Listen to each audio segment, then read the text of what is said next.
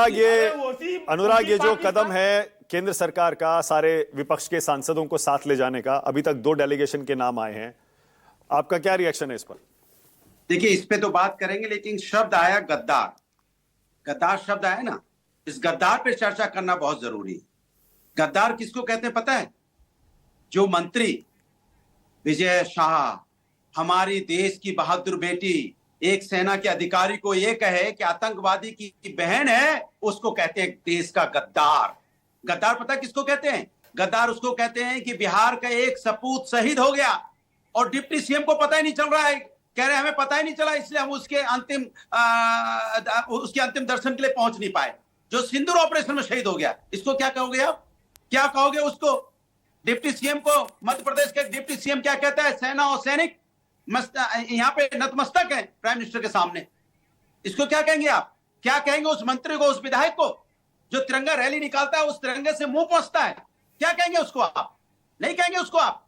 ऐसे लोग को गद्दार कहा जाता है। और किसको कहेंगे पता है आपको? ऐसे लोग भारतीय जनता पार्टी में 25 मार्च 2025 को 12 मार्च 2025 को शुभेंदु अधिकारी कहते हैं मेरी सरकार आने दो, मैं मुस्लिम जो विधायक उनको बाहर फेंक दूंगा। ये कौन लोग हैं? कैसी बातें करते हैं ये लोग? इनके बारे में चर्चा नहीं होनी चाहिए क्या? और वो लोग जब सोचिए, मानक जी, विजय शाह जब ये व्यक्ति मंत्री वहां के खड़ा होकर कह रहा था कि हमारी जो बहन है वो सुफिया कुरैशी जी को कह रहा था आतंकवादी की बहन है, तो वहां ताली पीट रहे थे कुछ लोग। वो गद्दार हैं जो ताली पीट रहे थे। उनको देश निकाला होना चाहिए हमारी सैनिक अधिकारी के खिलाफ ताली पीटने वाले लोगों को। और उसके बाद आप जस्टिफिकेशन देने आते हो इधर उधर की बातें करके, ये नहीं चलेगा।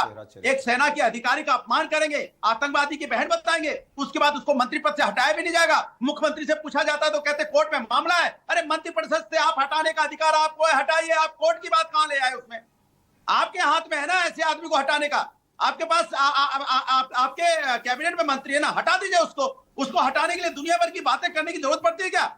आप एक सैनिक अधिकारी, महिला अधिकारी, बहादुर अधिकारी, जो मुसीबत के समय में बता रही थी कि देश में बॉर्डर पे हम क्या क्या कार्रवाई हुई है, और उसी को कह रहे हो कि आप ये आतंकवादी की बहन है। और उस पर जस्टिफिकेशन करने भी अभी आएंगे। अभी देखना कैसे कैसे पुरानी बातें गिनाएंगे, 1970, 1980, 2004, 2010 की बातें गिना के उसको बचाने की कोशिश करेंगे। मंत्री अभी भी बैठा हुआ है, और माननीय न्यायालय ने जबकि फटकार लगाई है, फिर भी मंत्री अभी तक बैठा हुआ है। ऐसे लोग, इनको क्या कहेंगे आप? एक नीतीश राणे क्या कहते हैं पहलगांव के बाद? पहलगांव की घटना होती है, उसके बाद कहते हैं अगर दुकान से सामान खरीदो तो उसका धर्म पूछ लेना। ये कौन लोग हैं भाई? कैसी बात है? हम विदेश जा रहे हैं, विदेश में डेलीगेशन बनाया गया है कि विदेश में डेलीगेशन जाएगा, बताएगा कि पाकिस्तान हमारे साथ कितना आतंकवादी देश है। लेकिन इनको कौन बताएगा जो हमारे देश में बैठे हैं गद्दार? इनको कौन समझाएगा? इनके लिए कौन सा डेलीगेशन बनेगा?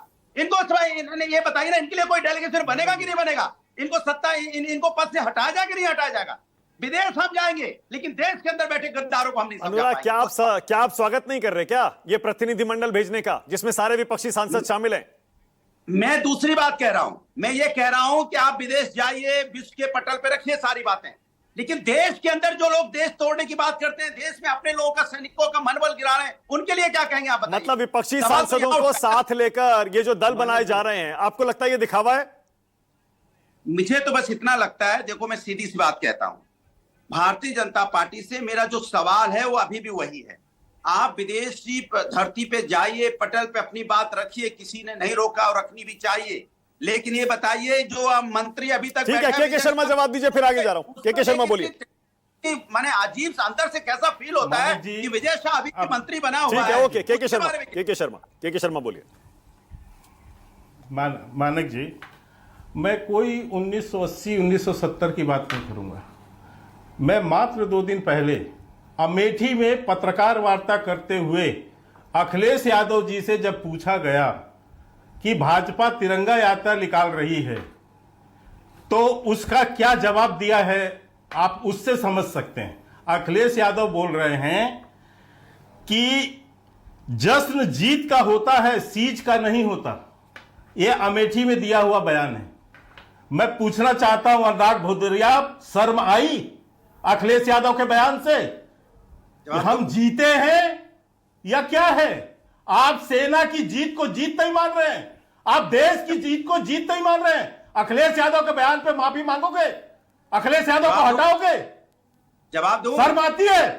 सेना की जीत को आप जवाब कह रहे दो। हो कि जश्न जीत का जवाब होता है, दो। सीट का नहीं होता। एक मिनट मुझे बात पूरी करने दो, अभी सुन लो भाई, सुन लो। इसके बाद मैं दूसरा प्रश्न और पूछता हूं। राम गोपाल यादव जी को जाति नजर आ गई? किसकी जाति नजर आ गई? जिस शब्द का, जिस जाति का नाम लेना भी अपराध है, वो सरेआम मंच से नाम ले रहे हैं। राम गोपाल यादव, एक विंग कमांडर का, शर्म आती है आपको थोड़ी सी भी? दुनिया को शिक्षा देने जा रहे हो। भारत की सेना जीत अर्ज की, पाकिस्तान को घुट्टे पे ला दिया, और अखिलेश यादव कह रहे हैं कि हमें जीत नहीं है। तो आप किसका मनोबल गिरा रहे हो? के शर्मा, विजय शाह पर देश के कार्रवाई होगी या कप्तान नहीं? के हैं। उस पर नहीं बोलेंगे, जवाब के शर्मा, इसलिए उस पर नहीं बोलेंगे। बिल्कुल मैं कह रहा हूं सर, बिल्कुल मैं उसकी भर्त्सना भी करता हूं, माफी भी अगले मांगी 3 है। महीने बाद तक कोर्ट भर्त्सना ही ने करते मामले रहिएगा। न्यायालय में भी है और कार्रवाई भी होगी। कार्रवाई भी लेकिन मैं होगी, पूछता हूं अखिलेश यादव को, ओके, वारिस पठान को लाइए जरा, वारिस पठान को लाइए। 3 लोग अभी बोले नहीं है, वारिस पठान को लाइए। राम गोपाल यादव पर कब कार्रवाई होगी? ओके, वारिस पठान, तू मैं हम उलझे रहेंगे। वारिस पठान, गद्दार बैठे हैं यहाँ पर। असदुद्दीन ओवैसी ने भी आज स्वागत